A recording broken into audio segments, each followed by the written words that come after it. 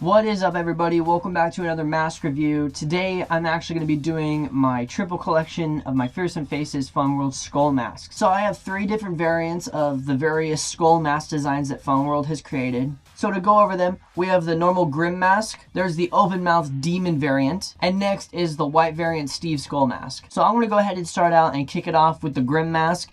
This is one of my favorite masks in my collection. I love it so much because it's extremely high quality. The thickness of the actual mask is really out there. It honestly feels like something that was used on a movie set. It's just so well done. It's very detailed.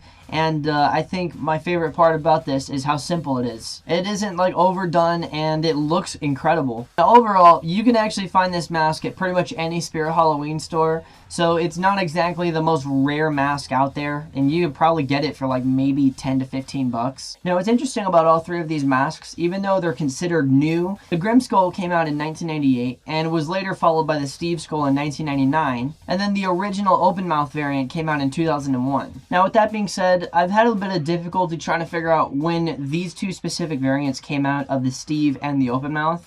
But regardless, both of these masks are still incredibly well done, just as much as the Grim mask. I would say that the open mouth demon mask takes the cake for the most amount of detail, and I don't think it's overdone. I think it's just right. All 3 of them are made of the same nice thick material, and they don't smell awful, which is a plus. I would say that they have just the right amount of Halloween silicone mask smell that any mask that you'd expect to have. The only thing I found a little bit weird about the demon open mouth is that on the eyepiece, as you can see, a lot of the latex is actually covering a lower part of the actual eye. And I don't know if that was done intentionally, but I'm sure the other masks that were made of this design were also done with that same exact feature. The one thing to notice, though, is I'm not sure how easy it would be to breathe in this mask, mainly because it's made out of heavy silicone. And I'm not 100% sure how easy it would be to breathe in this mask, mainly because it's made out of heavy silicone, and the only breathing apparatus you have is this teeny tiny little hole in the mouth. The nose actually doesn't have any breathing holes whatsoever, which is actually the same for both the Steve and the Grim masks. And the Steve mask actually has 0 breathing holes. There's literally nowhere to breathe in this mask. You'd have to pretty much cut it yourself. And that also goes the same for the Grim mask. These actually are uniquely very not breathing friendly. Anyway, guys, thanks so much again for watching this video. We have a lot more mask reviews to get through.